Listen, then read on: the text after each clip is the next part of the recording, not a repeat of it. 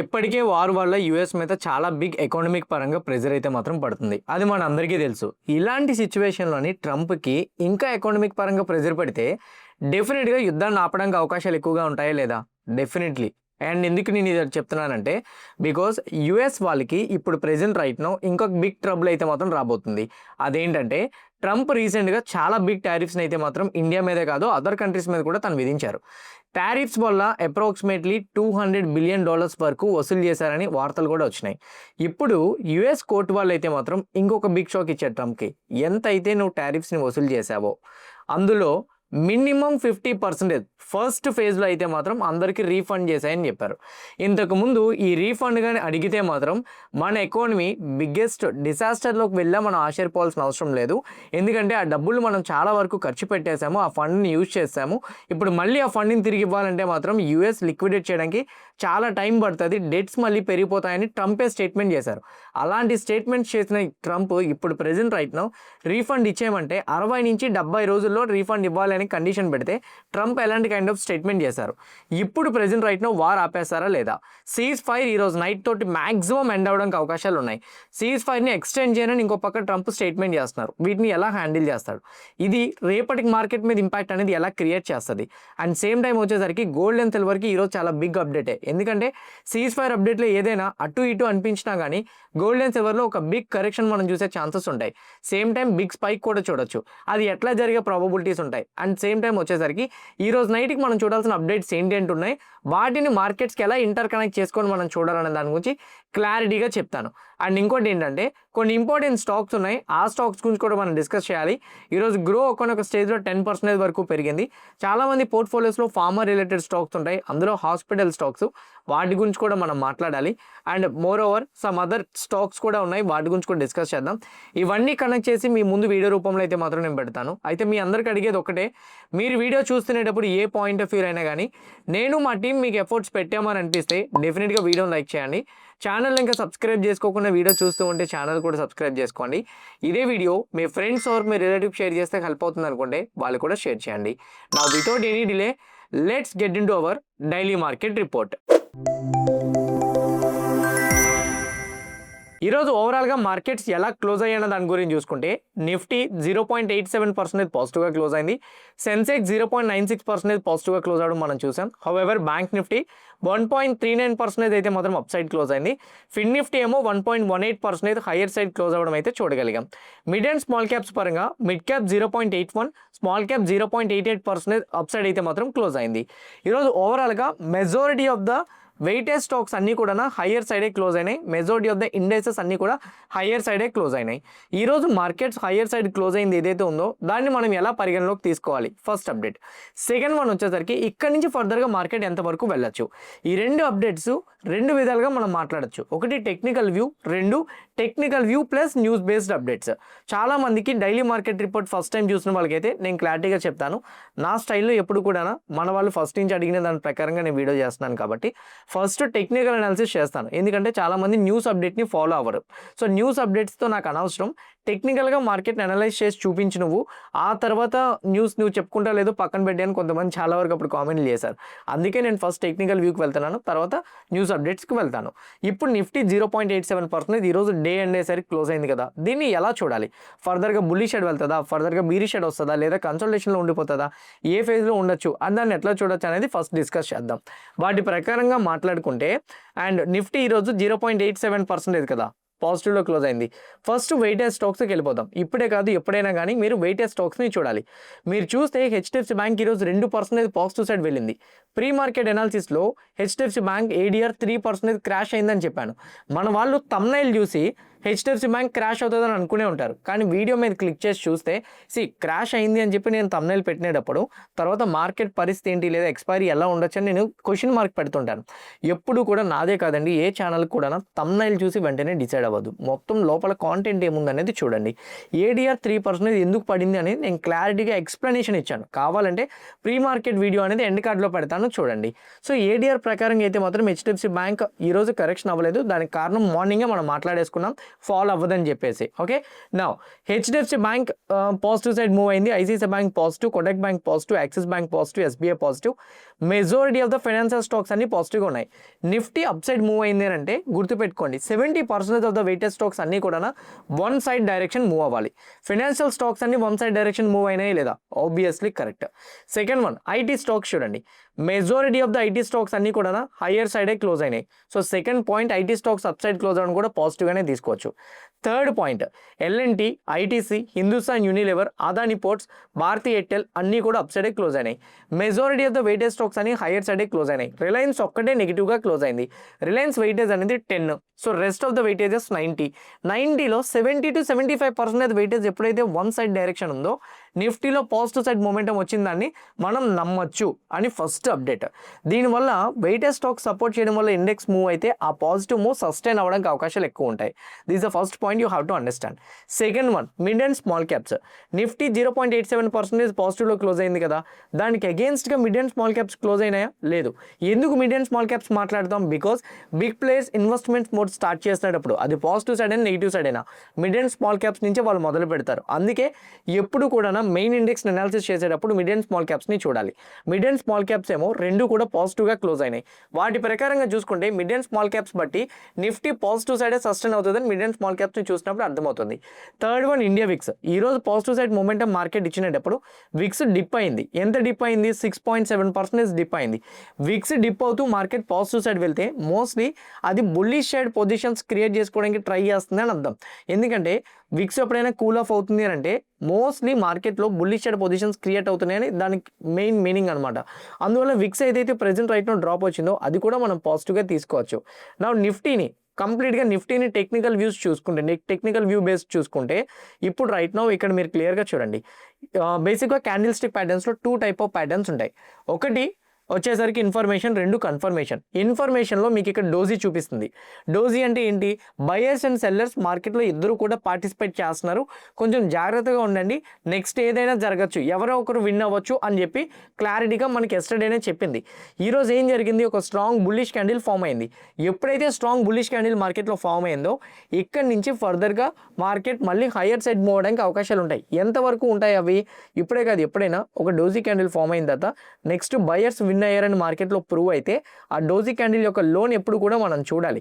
As of now Nifty 50కి ఉన్న లో 24,240. ఈ లో చాలా ఇంపార్టెంట్. ఎనీథింగ్ ఇది బ్రేక్ అయితే ఫాలో అవడానికి అవకాశాలు ఉంటాయి. ఇది బ్రేక్ అవ్వలేదు అనుకోండి, ఫాలో అవ్వడానికి అవకాశాలు అయితే మాత్రం చాలా తక్కువ. అందుకే నిఫ్టీ 50లోని ఫర్దర్గా అప్సైడ్ మూమెంటం ఇచ్చేటప్పుడు మోస్ట్లీ అది సస్టైన్ అవ్వడానికి ట్రై చేస్తుంది అనమాట. అందుకే ఇప్పుడు డోజీ పైన అబో ఏదైతే బుల్లిష్ క్యాండిల్ ఫామ్ అయిందో అది అప్సైడే సస్టైన్ అవ్వచ్చు. ఎప్పుడు మళ్ళీ బీరిష్ షేడ్ వస్తే మీరు తీసుకోవాలి, ఈ డోజీ క్యాండిల్ యొక్క లో బ్రేక్ అయినప్పుడు మీరు బేరిష్ షేడ్ తీసుకోవచ్చు అనమాట.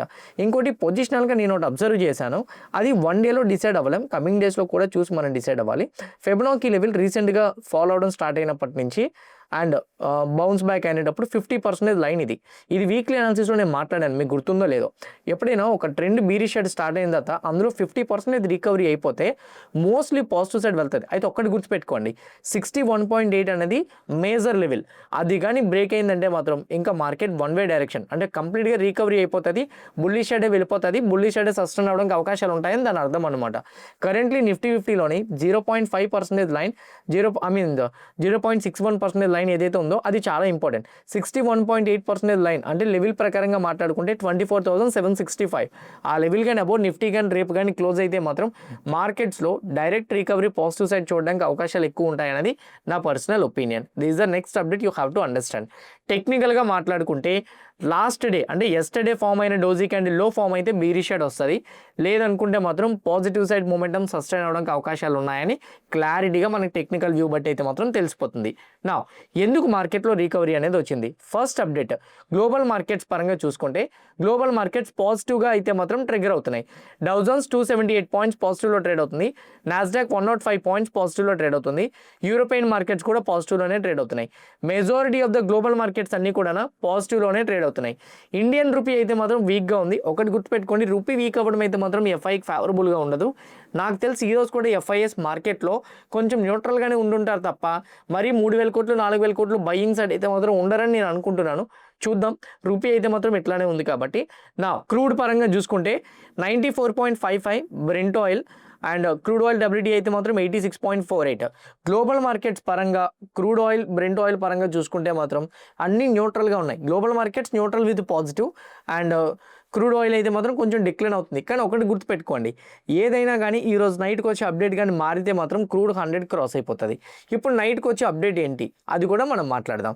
ఇంకోటి, ఇప్పుడు గ్లోబల్ మార్కెట్స్ సడన్గా ఇంత పాజిటివ్ సైడ్ ఎందుకు టర్న్ అయినాయి అండ్ యూరోప్ మార్కెట్స్ ఎందుకు ఇంత పాజిటివ్ సైడ్ టర్న్ అయినాయి అది మాట్లాడాలి. ఇండియన్ మార్కెట్స్ కూడా ఎందుకు పాజిటివ్, ఈవెన్ ఇండియన్ మార్కెట్స్లో మనకి ఈరోజు నైట్కి సీజ్ ఫైర్ ఎండ్ అయిపోతుంది అని తెలిసినా కూడా ఎందుకు ఇండియన్ మార్కెట్స్ కూడా పాజిటివ్ సైడ్ టర్న్ అయినాయి అది నేను మీకు ఇప్పుడు క్లారిటీగా చెప్తాను. ఫస్ట్ వన్, ఈరోజు ఒక న్యూస్ అప్డేట్ ఉంది ఇక్కడ క్లియర్గా చూడండి. ఈ న్యూస్ అప్డేట్ ఏంటంటే ట్రంప్ వచ్చేసరికి ఏ కంట్రీ మీద పడితే ఆ కంట్రీ మీద 500% టారిఫ్, 250% టారిఫ్, 100 టారిఫ్, దానికి ఒక పేరు పెట్టారు ఎమర్జెన్సీ యాక్ట్ అని చెప్పి. యూఎస్కి ఒక ఎమర్జెన్సీ యాక్ట్ ఉంది, దాన్ని యూజ్ చేసుకొని ప్రెసిడెంట్ ఎంతైనా టారిఫ్స్ని విధించవచ్చు. అది ఎప్పుడు ఎమర్జెన్సీ క్రైసిస్లోనే. యూఎస్ ఆ క్రైసిస్లోకి వెళ్ళిందా 2025 జనవరి 21 నుంచి. అతను జనవరి 20లో ప్రమాణ స్వీకారం చేశారు 2025లో. సో ఇప్పటికీ సంవత్సరం 3 నెలలు అవుతుంది.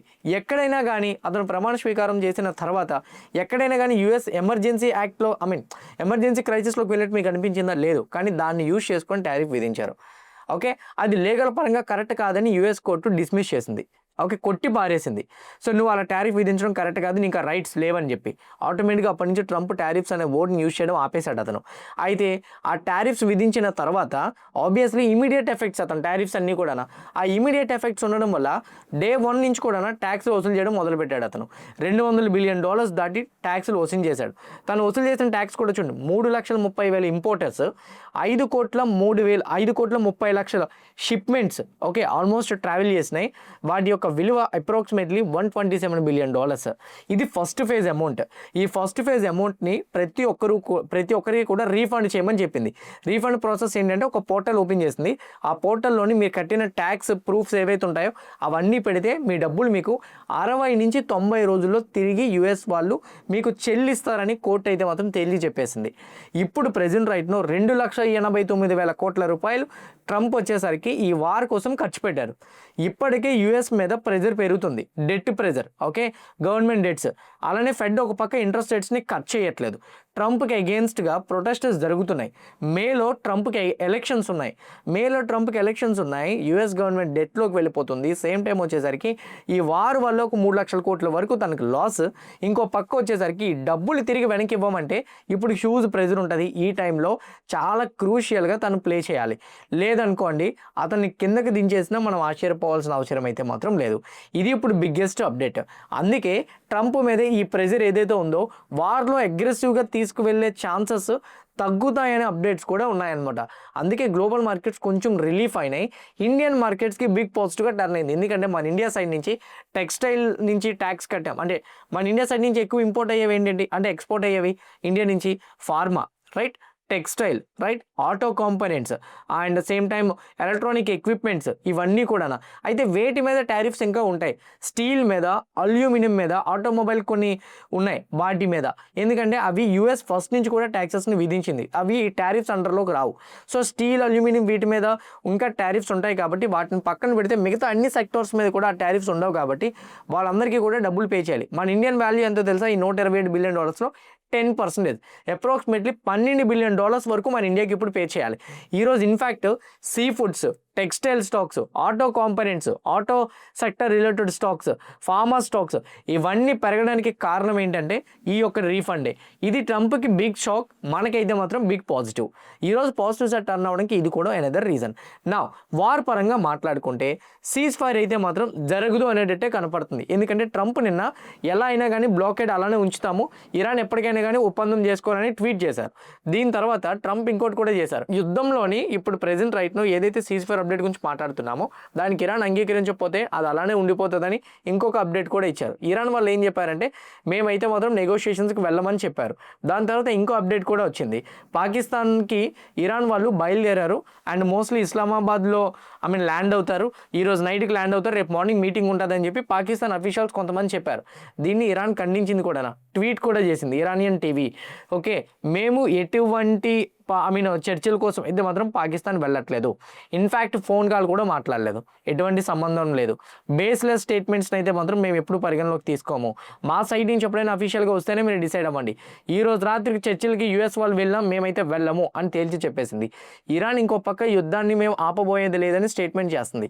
యుద్ధాన్ని ఆపబోయేది లేదంటే ఇరాన్ ఒకటే అడుగుతుందండి, స్ట్రైట్ ఆఫ్ హార్మోజ్ నుంచి మా షిప్స్ని వెళ్ళడానికి అంగీకరించండి. స్ట్రైట్ ఆఫ్ హార్మోజ్ ఓపెన్ చేయమని మేము చెప్పేసాంగా, అది ఓపెన్ చేస్తున్నామని చెప్పేసాంగా, ఎవరిని ఇబ్బంది పెట్టమని చెప్పాంగా. ఇప్పుడు తొందరలోనే వార్ ఎండ్ అవుతుందనే పాజిటివ్ ఎక్స్పెక్టేషన్స్ కూడా స్టార్ట్ అవుతున్నాయి. ఎప్పుడో ఎండ్ అవుతుందని అర్థమైపోయింది మార్కెట్స్కి కూడా. బట్ కాకపోతే ఈరోజు నైట్కి ఏం జరుగుతుంది అనేది, ఎందుకంటే ఎంత క్రిటికల్ సిచ్యువేషన్స్లో ఉన్నా కానీ ఐఎంఎఫ్ ఇంటర్నేషనల్ మానిటరీ ఫండ్ దగ్గర నుంచి యూఎస్ వాళ్ళు అమౌంట్ ఎంతైనా తెచ్చుకోగలరు, వాళ్ళకి క్యాపబిలిటీ ఉంది. ఆ డబ్బులు ఇంకా నేను తెచ్చుకుంటాను, నేను యుద్ధాన్ని కంటిన్యూ చేస్తానని ఈ వర్స్ట్ సినారియోస్లో కూడా వర్స్ట్ డిసిషన్ కానీ ట్రంప్ తీసుకుంటే యుద్ధం జరగడానికి అవకాశాలు ఎక్కువగా ఉంటాయి. ఆ సినారియో జరగడానికి 5% ఉంది, 95% జరగకపోవడానికే ఉంది. సీజ్ ఫైర్ ఎక్స్టెండ్ అయితే మార్కెట్స్ రేపు పాజిటివ్గా టర్న్ అవుతుంది. సీజ్ ఫైర్ ఎక్స్టెండ్ అవ్వకుండా మళ్ళీ నెగోషియేట్ చేద్దాము, రేపు నెగోషియేట్ చేద్దాము, లేకపోతే ఇరాన్ కండిషన్స్కి ఓకే చేస్తాము, బ్లాకేడ్ని తీసేస్తాము అని ట్రంప్ అన్న పాజిటివ్ సైడ్ టర్న్ అవుతుంది. ఇవేం చెప్పకుండా నేను అప్పు ఎక్కడి నుంచో పుట్టుకొస్తుంది, నేను తీసుకొస్తాను, ఎలా అయినా కానీ నేను యుద్ధాన్ని మొదలు పెడతాను అని చెప్పి ట్రంప్ కానీ ఇరాన్ యొక్క న్యూక్లియర్ ప్లాంట్స్ మీద, ఇరాన్ పవర్ ప్లాంట్స్ మీద, ఇరాన్ బ్రిడ్జెస్ మీద కానీ ట్రంప్ అటాక్ చేయడం మొదలు పెడితే మాత్రం అప్పుడు మార్కెట్స్ క్రాష్ అవడానికి అవకాశాలు ఉంటాయి. ఇది జరగడానికి 5% ఛాన్సెస్ ఉన్నాయి. చూద్దాం ఏం జరుగుతుంది అనేది. ఈరోజు రాత్రికి చాలా ఇంపార్టెంట్ అప్డేట్స్ ఇవి మాత్రం డెఫినెట్గా ట్రాక్ చేయండి. వీటి బట్టే రేపు మార్కెట్ డిపెండ్ అయ్యి ఉంటుంది. అలానే రేపు కూడా చాలా ఇంపార్టెంట్, అంటే మనకి ఈరోజు నైట్ అంటే యూఎస్ వాళ్ళకి ట్యూస్డే మార్నింగ్, ఇది రేపు మనకి మార్నింగ్ వచ్చినప్పుడు వాళ్ళకి ట్యూస్డే నైట్ అవుతుంది. అంటే రేపు ఈవినింగ్ వెన్స్డే వచ్చేస్తుంది అనమాట. అందువల్ల ఏంటి అవుతుంది అనేది రేపు ఈవినింగ్ కూడా మనం చెప్పలేం. సో రేపు ఈవినింగ్ వరకు నెక్స్ట్ 24 గంటల వరకు మొత్తం చూడండి. ఈరోజు రాత్రికి అప్డేట్ మ్యాక్సిమం రావడానికి అవకాశాలు ఉన్నాయి, లేకపోతే రేపు ఈవినింగ్ వరకు చూడండి. ఇది మాత్రం చాలా చాలా చాలా ఇంపార్టెంట్. ఎవరు కూడా ఓవర్నైట్ పొజిషన్స్ని క్యారీ ఫార్వర్డ్ చేయడానికి ట్రై చేయొద్దు. నా గోల్డ్ పరంగా, సిల్వర్ పరంగా, బిట్ కాయిన్ పరంగా ఎందుకు కాషియస్ అని చెప్తున్నానంటే, బేసిక్గా ఈక్విటీ స్టాక్ మార్కెట్స్, అంటే స్టాక్ మార్కెట్లో ఈక్విటీ ఎప్పుడైనా కానీ పడుతుంది అనేటప్పుడు మోస్ట్లీ చాలామంది ఇన్వెస్టర్స్ సేఫర్ అసెట్స్ వైపు వెళ్తుంటారు. ఆ సేఫర్ అసెట్స్లో top 3 safer assets gold, silver, bit coin. ఈ గోల్డ్ అండ్ సిల్వర్ పరంగా ఈరోజు కానీ ఏదైనా కానీ అప్డేట్స్ కానీ నెగిటివ్గా రావడం కానీ మొదలైతే, అంటే నెగిటివ్ అంటే ఏంటి, అటాక్ చేయడం అనేటట్టుగానే మొదలు పెడితే మాత్రం గోల్డ్లో డెఫినెట్గా ఇన్వెస్ట్మెంట్స్ డిక్లైన్ అవడానికి అవకాశాలు ఎక్కువగా ఉంటాయి. సో దానివల్ల గోల్డ్ అనేది హెవీగా ఫాలో అయిపోతుంది. ఎందుకు, గోల్డ్లో ఎప్పుడు పెట్టుబడి పెడతారు, మన ఇండియా చాలా ఎక్కువ పెట్టుబడి పెడుతుంది. ఎప్పుడు గోల్డ్ని కొనాలంటే డాలర్లో మార్చాలి, రూపీ వీక్ అవుతుంది వార్ జరిగితే. రూపీ వీక్ అయినప్పుడు డెఫినెట్గా మనం డాలర్లోకి మార్చి కొనుక్కునే పాయింట్ అవసరం లేదు. ఇంకోటి ఏంటి, బయట బ్యాంకుల్లో లోన్స్ కానీ ఎక్కువ ఇంట్రెస్ట్కి వస్తున్నాయి అనుకోండి, ఎవరు తీసుకోరు, తక్కువ ఇంట్రెస్ట్కి వస్తే తీసుకుంటారు. ఈ యుద్ధాలు జరిగితే తక్కువ ఇంట్రెస్ట్కి రాదు, ఎక్కువ ఇంట్రెస్ట్ ఉంటుంది. ఎందుకు, ఇన్ఫ్లేషన్ పెరిగినప్పుడు ఇంట్రెస్ట్ రేట్స్ ఎప్పుడు కట్ చేయరు. దానివల్ల గోల్డ్ మోస్ట్లీ డ్రాప్ అవడానికి అవకాశాలు ఎక్కువగా ఉంటాయి. అందుకే ఇప్పుడు నైట్కి వచ్చే అప్డేట్ అనేది గోల్డ్ ఫాలో అవుతుందా, అప్ సైడ్ మూవ్ చేస్తుంది అనేది చాలా చాలా ఇంపార్టెంట్. గోల్డ్కి 2 లెవెల్స్ మనం మాట్లాడుకున్నాం. 4800 అనేది ఇంపార్టెంట్ రెసిస్టెన్స్ లెవెల్, అది బ్రేక్ అయినప్పుడు హయ్యర్ సైడ్ చూస్తాం. అండ్ డౌన్ సైడ్ వచ్చేసరికి 4655 important support level. Down side ఇది బ్రేక్ అయితే ఫాల్ చూస్తాం, అప్ సైడ్ ఇది బ్రేక్ అయితే హయ్యర్ సైడ్ మూమెంటం చూస్తాం. ఈ రెండు బ్రేక్ అవ్వకుండా ఇక్కడే కన్సల్టేషన్ అయింది అనుకోండి, అది అప్ సైడ్ అయినా డౌన్ సైడ్ అయినా ఎటు మూవ్ అవుతుంది అనేది అంత ఫాస్ట్గా మనం చెప్పలేం. సో అందుకే గోల్డ్కి లెవెల్స్ చూడండి. సిల్వర్కి వచ్చేసరికి మోస్ట్లీ 76 అనేది important support level and retest చేయడానికి వస్తుంది. దీన్ని రీటెస్ట్ చేసి బౌన్స్ అయితే మనం అప్ సైడ్ మూమెంటం ఎక్స్పెక్ట్ చేయొచ్చు. Let's wait and see.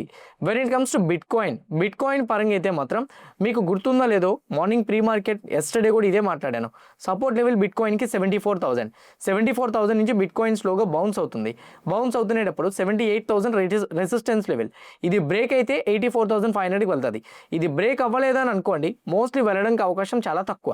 ఒకవేళ కానీ 74,000 డౌన్ సైడ్ బ్రేక్ అయింది అనుకోండి, ఫస్ట్ ఫాల్ 71,500, అది కూడా బ్రేక్ అయితే 65,500 వరకు మనం చూస్తాం. So if it breaks 78,000 expect it up to 84,500, అది కూడా బ్రేక్ అయితే మాత్రం ఫర్దర్గా మనం 93,000 వరకు బిట్ కాయిన్లో మూమెంటం చూడడానికి ప్రాబబిలిటీస్ అయితే మాత్రం చాలా ఎక్కువగా ఉంటాయి. ఇది బిట్ కాయిన్ సైడ్ నుంచి అయితే update. Bitcoin, gold and సిల్వర్లో మీరు యాక్టివ్గా 24/7 ట్రేడ్ చేసుకుందాం అనుకుంటే, విత్ లెవరేజ్, వితౌట్ ఎక్స్పైరీ మీకు కావాలనుకుంటే డెల్టా ఎక్స్చేంజ్ లింక్ నేను కామెంట్ బాక్స్లో పెడుతున్నా. ఆ లింక్ క్లిక్ చేసి కానీ మీరు అకౌంట్ ఓపెన్ చేసుకుంటే మీరు 24/7 అయితే మాత్రం ట్రేడింగ్ అనేది చేసుకోవచ్చు. ఇది అనదర్ అప్డేట్ అయితే మాత్రం. నా ఇంపార్టెంట్ అప్డేట్స్ గురించి స్టాక్స్ గురించి మనం మాట్లాడే ఉన్నాయి అన్నాను కదా, వాటి గురించి డిస్కస్ చేద్దామండి. ఫస్ట్ వన్ వచ్చేసరికి ఫార్మా కంపెనీస్లో ఉన్న అపోలో హాస్పిటల్ సెగ్మెంట్స్. ఈ ఫార్మా సెక్టర్లో ఉన్న అపోలో హాస్పిటల్ సెగ్మెంట్స్ హెచ్ఎస్బిసి వాళ్ళు హాస్పిటల్స్ మీద వాళ్ళ రేటింగ్స్ని రివైజ్ చేస్తూ ఇచ్చారు.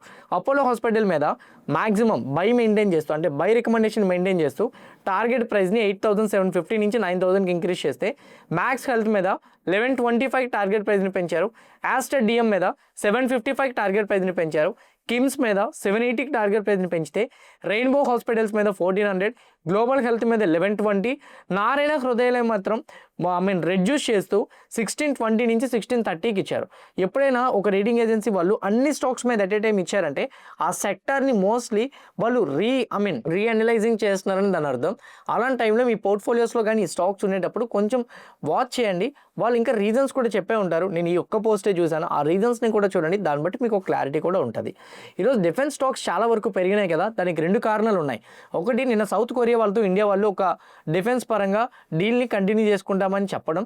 అండ్ రెండు, ఈరోజు మన యొక్క డిఫెన్స్ మినిస్టర్ రాజ్నాథ్ సింగ్ గారు నెక్స్ట్ 3 రోజులు జర్మనీలో విజిట్ చేయబోతున్నారు.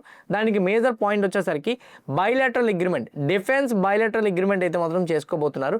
దీనివల్ల మన ఇండియన్ డిఫెన్స్ మ్యానుఫ్యాక్చరింగ్ యూనిట్ ఎక్కువ కాబట్టి వాటికి ఆర్డర్ బుక్స్ పెరగచ్చు. అందుకే మజ్గండోక్ షిప్ బిల్డ్ కానీ, కొచ్చిన్ షిప్ బిల్డ్ కానీ, హెచ్ఏఎల్ కానీ, బిహెచ్ఏఎల్ కానీ ఇలాంటి కంపెనీస్ అన్ని కూడా హయ్యర్ సైడ్ మూవ్ అయినాయి.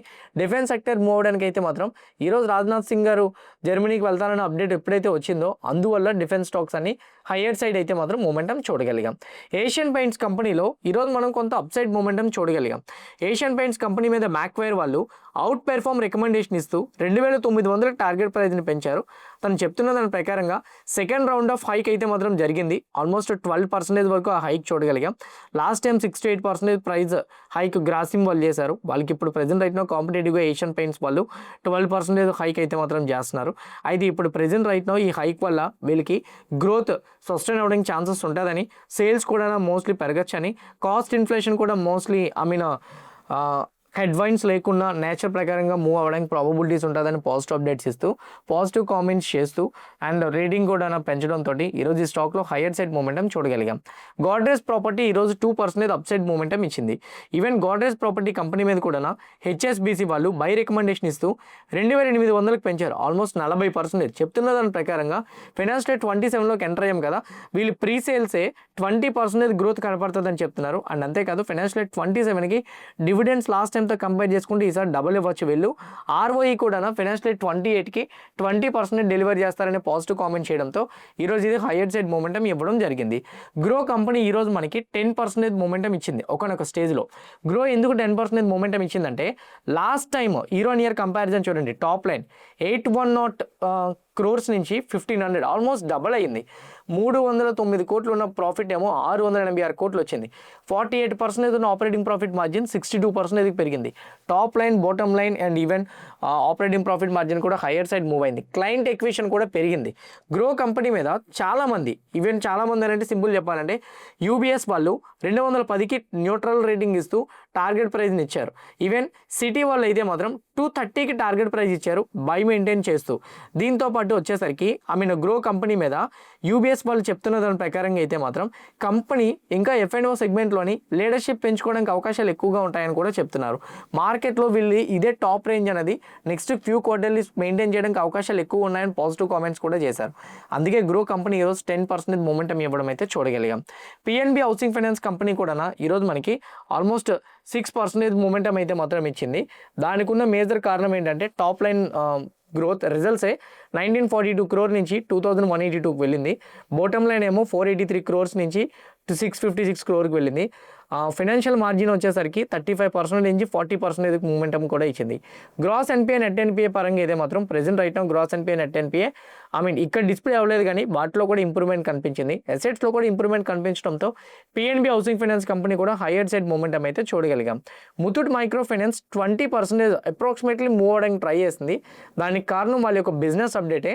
అసెట్ అండర్ మేనేజ్మెంట్ మార్చి 31కి అయితే 13% ఇయర్ ఆన్ ఇయర్లో గ్రోత్ చూపిస్తున్నారు. లోన్ డిస్బర్స్మెంట్ 6% పెరిగింది. అండ్ అట్లనే కలెక్షన్ ఎఫిషియన్సీ అంటే అమౌంట్ లోన్ని మళ్ళీ కలెక్ట్ చేసుకునే వే ఉంటుంది కదా, ఆ ఎఫిషియన్సీ 93.07% నుంచి 96.43%కి వెళ్ళింది. దీనివల్ల ఈరోజు ముత్తూట్ మైక్రో ఫైనాన్స్ కంపెనీలో కూడా స్ట్రాంగ్ మూమెంటం అయితే మాత్రం చూడగలిగాం. వేదాంత కంపెనీ ఈరోజు న్యూట్రల్గా మూవ్ అయినా వేదాంత మీద ఒక అప్డేట్ ఉంది. వేదాంత అంటే like number of businesses collaborate అయ్యి ఉన్న కంపెనీ. ఇప్పుడు రిలయన్స్ ఎలా, రిలయన్స్లో కూడా అన్ని బిజినెస్లు కలిపి ఉంటాయి. జియో కలిపి ఉంది, కెమికల్ బిజినెస్ అందులో కలిపి ఉంది, ఆయిల్ అండ్ గ్యాస్ కూడా కలిపి ఉంది, రిలయన్స్ రీటైలర్స్ కూడా కలిపి ఉంది, అందులో అన్నీ కలిపి ఉన్నాయి. ఇప్పుడు ఏ సెగ్మెంట్ ఎంతెంత ప్రాఫిట్ సంపాదిస్తుంది అనేది తెలియదు అలా మిక్స్డ్గా ఉంటే. వేదాంత కూడా అంతే అనమాట. కానీ వేదాంత వాళ్ళు ఏం చేశారంటే May 1st రికార్డ్ డేట్ పెట్టారు. ఏప్రిల్ 30 కూడా మీరు కొన్నా సరిపోదు. ఏప్రిల్ 29 ఎందుకంటే T+1 డే కదా. ఏప్రిల్ 29 లోపు ఎవరైతే వేదాంత లిమిటెడ్ కంపెనీ షేర్స్ కొనుక్కుంటారో వాళ్ళకి 5 షేర్లు ఫ్రీగా వస్తాయి. వేదాంత లిమిటెడ్ కంపెనీ కాదు, వాళ్ళు డీమెర్జ్ చేయబోతున్నవి 5 కంపెనీలు ఉన్నాయి. అంటే వేదాంతతో కలిపి 5 కంపెనీలు ఉన్నాయి. Vedanta alumina, Vedanta oil and gas, Vedanta power, Vedanta steel and ferrous material, Vedanta ఇప్పుడు ప్రెజెంట్ రైట్ను ఉన్నది. మీకు వేదాంతలో 10 షేర్లు ఉంటే ఈ మిగతా 4 కంపెనీల్లో కూడా ఇంకొక 10 షేర్లు వస్తాయి. ఈ కంపెనీలో 10 షేర్లు, ఈ కంపెనీలో 10 షేర్లు, ఈ కంపెనీలో 10 షేర్లు, ఈ కంపెనీలో 10 షేర్లు. ఈ కంపెనీస్ని డీమెర్జ్ చేస్తామని గత 4 సంవత్సరాల నుంచి వెళ్తుంది న్యూస్లో. ఇప్పుడు ప్రెజెంట్ రైట్ను ఆల్మోస్ట్ అప్రూవల్స్ వస్తున్నాయి. గవర్నమెంట్ దగ్గర నుంచి ఒక అప్రూవల్ పెండింగ్లో ఉంది. June 30, 2026 వరకు టైం ఉంది వీళ్ళకి. అయితే డెఫినెట్గా May 1st నుంచి అయితే మాత్రం రికార్డ్ డేట్ పెట్టేశారు వీళ్ళు. అందుకే ఏప్రిల్ 29 లోపు ఎవరైతే షేర్స్ కొనుక్కుంటారో వేదాంత వాళ్ళకి 5 షేర్లు రావడానికి అవకాశాలు అయితే మాత్రం ఉంటాయి. ఇది వేదాంత పరంగా అయితే మాత్రం అప్డేట్. హోప్ క్లియర్ కట్గా నేను చెప్పిన అప్డేట్స్, ఇన్ఫర్మేషన్ అండ్ అలానే కనెక్ట్ చేసిన ప్రాసెస్ అంతా కూడా మీకు హెల్ప్ అయింది అనుకుంటున్నాను. ఎవ్రీథింగ్ హెల్ప్ అయింది అనుకుంటే మాత్రం వీడియోని లైక్ చేయండి. ఛానల్ ఇంకా సబ్స్క్రైబ్ చేసుకోకుండా వీడియో చూస్తుంటే ఛానల్ కూడా సబ్స్క్రైబ్ చేసుకోండి. ఇదే వీడియో మీ ఫ్రెండ్స్ ఆర్ మీ రిలేటివ్ షేర్ చేస్తే హెల్ప్ అవుతుంది అనుకుంటే వాళ్ళు కూడా షేర్ చేయండి. See all tomorrow morning at 8 AM in pre-market analysis. Bye bye.